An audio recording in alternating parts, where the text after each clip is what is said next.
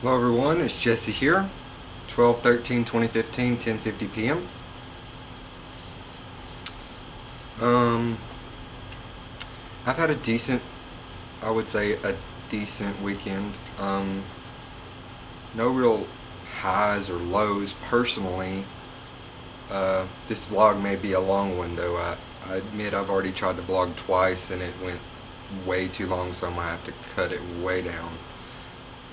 So I'm gonna try to fit everything in, and I'm gonna probably be talking as fast as I can. Um, I have had to keep myself really busy this weekend, just to keep my mind off of things that have gone on around me, etc. So I did laundry. I know I wore this shirt like last week or something, but it is one of my favorite shirts, and I love blue. So since I did laundry this weekend, I decided to wear this shirt again. I've got the heat on, so I don't have to wear my jacket.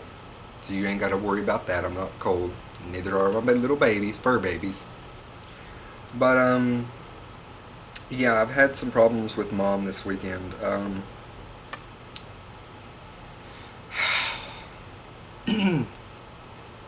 First happened on Friday. She woke me up extremely early. Friday, okay, Friday is my day. And everybody knows Friday is my day. My grandparents know Friday's my day. My dad knows Friday's my day. My mom knows Friday's my day. Friday's my day to lay my ass in the bed as long as I want. And I have that choice and that right, so that's what I do. But however, I was woken up extremely early, even well before my alarm was set to go off by mom. And she just said, I was in my underwear. She woke me up in a rush. It takes me personally a few minutes to get around, take a piss, get my eyes unblurry, clean my eyes out with a wash rag, wash my face, just to get around to being normal or to being able to handle a conversation or anything. But she woke me up in a rush. She was knocking on the door in a rush, and I was like, what in the hell? So I just went in my underwear and answered it. Nobody wants to answer their front door in their underwear, no matter if it's their parents or if it's a stranger. But she was knocking on it so hurriedly, I thought, well, maybe something might be wrong. So I went and answered it. She said, me and my friend need to borrow your Jeep. We're going to be back. We'll be back. So, like, in a haze, I was like, what? And she's like, we'll be back in a little while. And I said, whatever. I just said whatever. I figured they were going over to the Legion or the Eagles or to the bar or to the store or something, and then they'd be back. I was under the impression her friend was here. I didn't open the door all the way up and look out the door, so I didn't want anybody to see me in my underwear, But I didn't open up and look out the door. I should have looked out the door to notice that her friend wasn't here. Oh, forgot to turn the fan off. Sorry about that. So she took the Jeep, and later that night I was concerned. I contacted the person she was supposed to be with. She contacted me back on that person's phone and said, I'll be overnight. Do I need to be back at a specific time tomorrow? And I was like, what the fuck are you talking about? I didn't know you were staying the night. This and that. Like, why did you tell me you would be right back? Why did you take my ride? I don't understand, etc., etc., etc. And never got a real answer. She showed back up Saturday night at 10 or so. Did not even come and speak with me at all. Stayed to herself. Her and her friends stayed to themselves in her apartment. And then Sunday, today, early this morning, well before I normally get up, same thing, knocking in a rush, got my dog stirred up like there was somebody outside trying to fight or something, and I didn't understand what was going on. So yet again, here I come in my underwear and open the door, and it's mom, and she comes in. She doesn't even talk to me through the door. She just comes right on in. And I'm like, Mom, I'm standing here in my underwear. Can you please not look down there at least? And she's like, I'm not looking at you. But, I still was like, Mom, I don't want you seeing me in my underwear. But anyways, um, she came in a rush. I was still in a daze. I was just woken up. I hadn't slept my full amount of hours according to my medication, etc., etc. People out there with insomnia know exactly what I'm talking about. That take medication to sleep. Um, she went straight to my freezer. She said, I've got to go for a while. I don't know when I'm going to be back. I've got some tasks to take care of. We're up north, and she got like pork out of the freezer, hamburger meat out of the freezer, and some. I think she got some chicken out of the freezer. Like pretty much all my meat that I could thaw to cook that I know how to prepare. Um, I would have to go online and find a recipe and look up heating temperatures and shit like that because I'm not a cooker. Uh, I just haven't ever been a cooker, and except for fast food. But um, so she actually got that meat, and she got a couple other things, and it was in a rush, and she just begged me to tell her that I loved her and that give her a hug and a kiss. No matter, it didn't matter what she was doing, she was gonna do it anyways, and there was no me stopping her. So I gave her a kiss, told her I loved her, told her to be careful, be back soon, because we had discussed. Okay, well then she left. We discussed previously this week. We had discussed that her friend was going to stay here while me and her finally get a chance to go shopping together. I was going to get a new beanie, maybe a new shirt, or some new slacks, sleep pants, or some. I need socks and underwear and stuff like that. I have the money, and I was hoping to get this done. And of course, groceries. I'm down to very little groceries left. But she was gone, so yeah, she was gone. She's gone. I sent a message to the person that she was supposed to be with.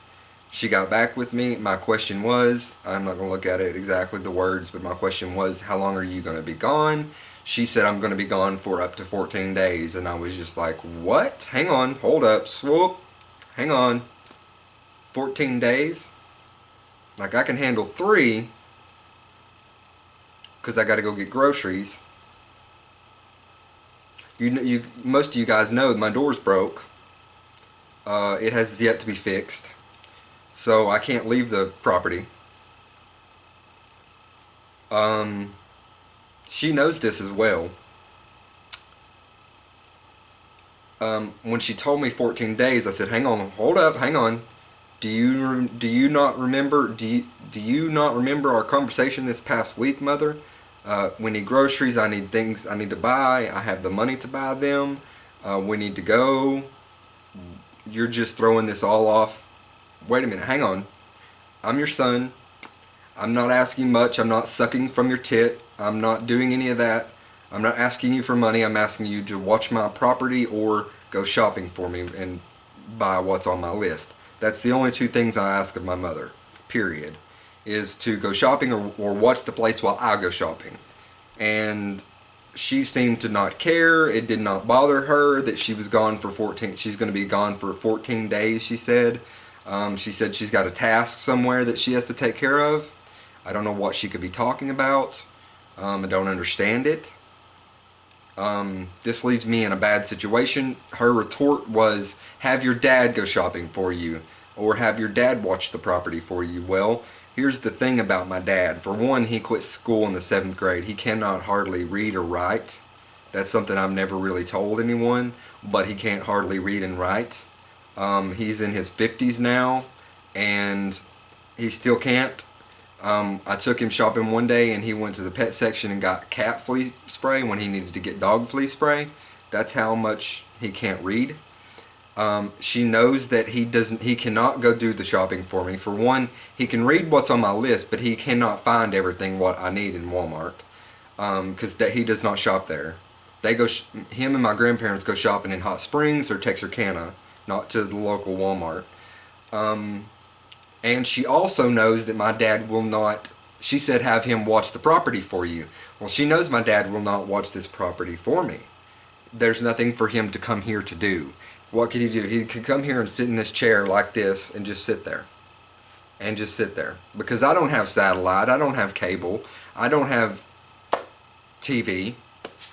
So there's nothing here for him to pacify himself with long enough for me to go over there and back. He wouldn't be comfortable. He told me already he's not comfortable watching my property. He's already told me that. So she knows he can't do this.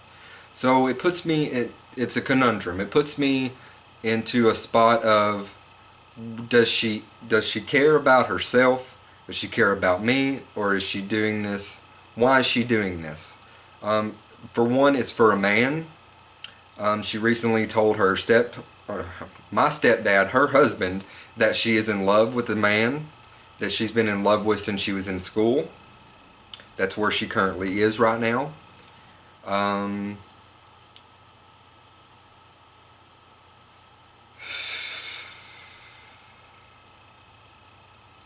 She has also told me on multiple occasions that this man is my real father. If me and this man stood toe to toe, side to side, you'd be like, yep, that's your son. If my father, the one on the hill with my grandparents, if you put me beside him and we took a picture, you wouldn't say, no, that's not his son. So, is it by chance? I don't even want to entertain the idea that my father is not my father. Because to me, he still is my father. I will never see this other man as my father. Even if he really is my father. But I'm not having a DNA test done anytime soon. But think about this, the mental place that puts me in, that she says, he's your father, not your dad. Your dad's not your dad. This is your dad. Think of I'm almost 30. I'll be 30 on the 17th. Think of what this may be putting me through. Unimaginable things. I'm thanking God that I'm not 15 and this is happening to me. I'm thanking the gods that I'm 30, almost 30 now, and I can process this better, even though it still leaves me with mind fucked, but I can process it better. I have enough food for those of you that don't know, I don't particularly like eating.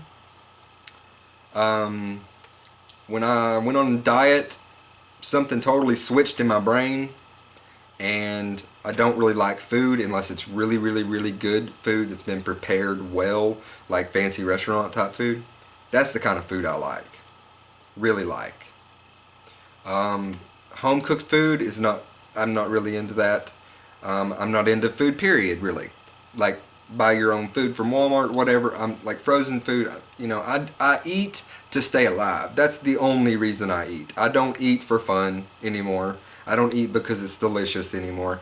I eat to stay alive, and that's it. But I still can't go without food. I have enough food to last me at least 6 days. I know my drinking situation, not beer, pop, my limit to 1 soda a day. After coffee, I'm down low on soda. Like, I'll run out of soda before I run out of food, which is not fun for me. So what leaves me with, what am I to do? What am I to do now that my door's still broken, I can't leave the place unattended? My mom's going to be gone for, so she says, 14 days. So she can't watch the place for me. Or go shopping for me, whichever of the two she chooses to do. Which is usually the latter. She usually chooses to go shopping because she wants to get out of the house. However, she never brings back everything on the list. But I don't know what to do. It's not like I don't have, I've got my stepdad. Sorry, Tom, if you're watching this, but we're not really on good terms. But then you got my dad, he's not going to do it. My grandparents, they're not going to do it. So my stepdad, I got my stepdad, my grandparents, and my dad. None of them are going to do this. So am I supposed to take the chance and leave my apartment unattended for an hour while I go shopping? with my computer in here, my TV, my 200 DVDs. Unimaginable things back there that are hidden that could be found though. I don't know what to do. And I don't want to come on here and sound like I'm bitching or harping or anything like that. This is just what's going on in my fucking real life. It may be hard to believe. It may be hard for you to believe. But I'm not lying. I'm telling you the truth. And I'm not overreacting. I could be really, really overreacting, but I'm not. I'm just going through the scenario, what a situation I'm stuck in. So I called after speaking with my mother the last 3 hours ago. I called my grandmother and I said, look, Mom's gone. She's gone. She said she's going to be gone for 14 days. I said, do you know what that means? And she said, no, I don't know what that means. I said, Mimi? I call my grandmother Mimi. Everybody calls her Mimi. M-I-M-I. The rest of the family spells it M-E-M-E, which is wrong. It's M-I-M-I. For any family that may be watching. I said, Mimi, you know my door has been broke for a year. The hardware is literally 150 to 250 feet away from me. Probably not even that far. My dad could easily go in there and look for the right part, find the right part, come over here, measure it, get a drill, screws, screw it in. I've got the lock. I've got the lock and the keys right here. I just need the hasp put on the door. But he has yet to do so. So I said to her, to my grandmother, I said, something's got to give. I said, are you going to replace my computer, my TV, my 200 DVDs, which is well over $1,000 worth of DVDs here? Are you going to replace all of my possessions if I do take the chance and go to Walmart and shop? Because I have to go. It's a have-to situation. It's not like I can wait a week or a week and a half. No, I can't. I've got to get to the fucking store. So, and plus, I've got a leak. It's been raining for 2 days here. Water's coming underneath my baseboards. That ain't even beginning to put on the top of the pile of issues that I got going on, like with my Jeep, with the apartment, everything else. That just piles on top. The solution to this is siliconing everything and putting siding on the building. I know this is the solution. I didn't even bring that up to my grandmother because she can only process one thing at a time. God bless her, she is almost, she's in her 80s now, I don't know. Something like that. She was born in 43. You do the math, I don't know how old she is. Exactly. But I told her, I was like, are you going to get my door fixed? Are you going to figure out a way to get my door fixed? Because I can't do it. I don't have the tools. I don't have a drill that'll drill through metal. My dad does. And I don't mean, okay, and I'm gonna finish it there. I'm gonna leave it there. But I'm gonna tell you, I don't require much. Last year alone, I lived off of less than $4,500. So far this year, I've lived on less than $4,500. If you really do the math and add it up, you'd be like, holy fucking shit, he's living off dimes. Yes, I am. I accept that. I accept this simple life that I have. No cell phone, no satellite TV, etc. I accept the simple life that I have, the internet and my broken computer that I hook up to my TV so I can continue on with life by socializing on the internet. That's the only way I can really socialize, is the internet. But I want to leave you with something. What would you do? If you're old enough and you have kids out there, what would you do? Would you run off with a man and leave your son behind, knowing that your son had plans to go with you to shop, that needs to shop, knowing that my door is broken? Would you have left with a man, or would you have stayed? If you were my grandparents, grandmother, let's forget about my grandpa. He doesn't know anything that's going on at all. Let's talk about my grandma and my dad. Are they so greedy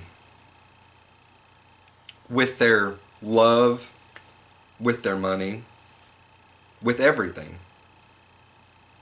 that they won't help me? It's been a year. My door's been broke a year.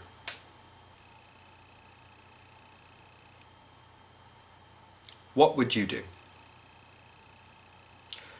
Please, if you've made it this far into the video, which I told you it was going to be a long video, if you've made it this far, please validate me in the comments section or correct me in the comments section. Either one will do. My grandmother doesn't make sure that my world revolves. No one makes sure my world revolves except for me and my grandfather. My grandfather gives me the building, the property, and such.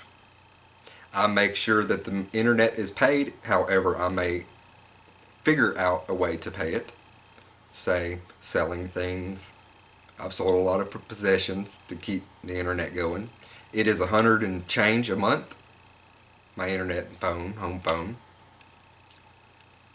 And I managed to live off of less than $50 to $100 a week.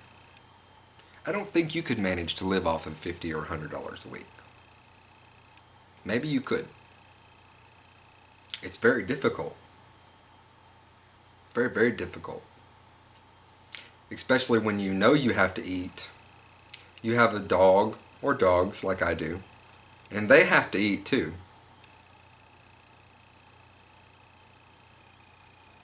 I digress.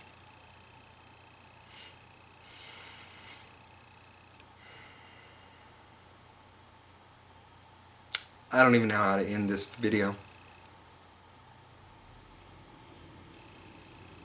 I'm not depressed,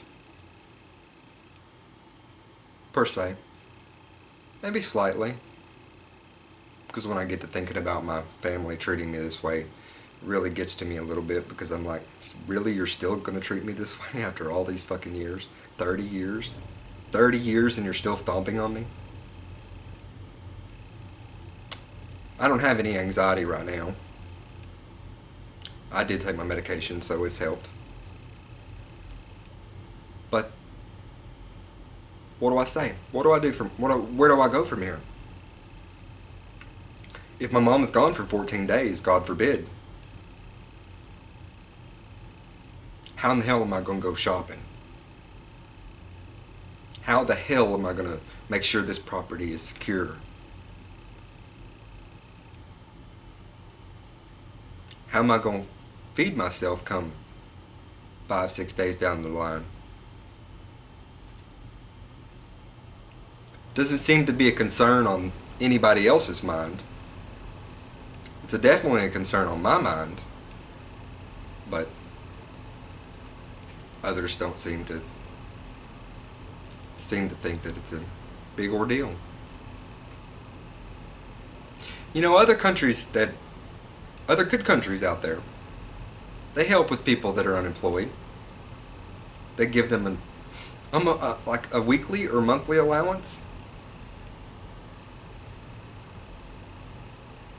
We don't live in a country like that. I paid in my taxes for 10 years. Over 10 years. Worked hard. 4 days after I graduated high school, I went right to work. Paid in all those taxes. Tried to file for disability with all the issues that I have, and I do qualify for disability. In a doctor's eyes, in 2 doctors' eyes, I qualify for disability. But in the government's eyes, I do not qualify for disability. So that means I have to fight it again. Which I will do. but I have no guarantee of living. And I'm gonna have some haters out there that say, why don't you go get a fucking job, Jesse? If you can sit in front of a computer, you can sit in front of a phone. Well, yes, I could.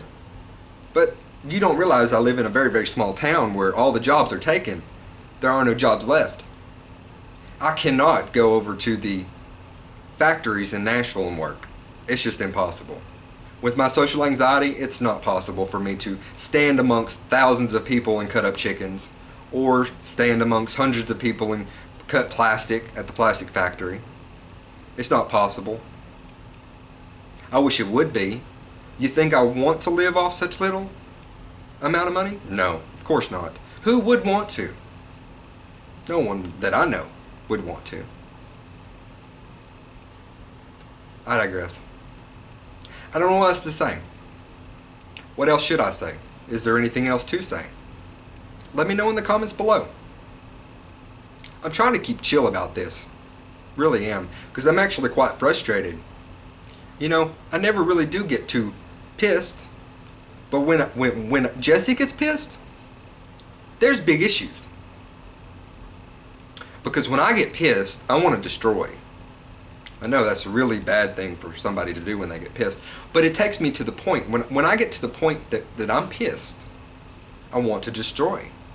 Like this bat here. The one I made in high school. At least I say the only homosexual in my class that I know of made the best bat, right? I just want to take this bat and bash in my TV. Simply because I'm so frustrated with my family. However, I can't do that. Because I won't have no way to get on the internet. To get on my computer, I should say. So, I'm going to go. Let me know what you think. Am I crazy? Am I right? Am I wrong? You let me know. Peace. Love you. See you on the next one.